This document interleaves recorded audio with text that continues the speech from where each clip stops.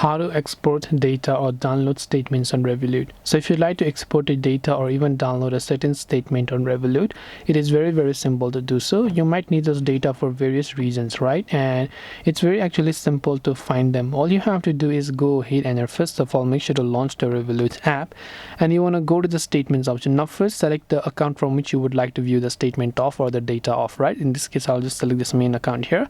Once I've done that, here you'll find an option called statement right at the top. So all you have to do is tap the statements option. So here you can see the statement in the PDF format or the Excel format if you want to edit it out.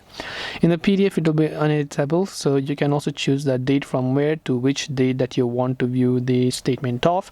Then just tap on the generate button right there. Once you tap the generate button, you'll be able to go ahead and export the data or generate the statement. So this way you'll be able to export data or download the statement on Revolut.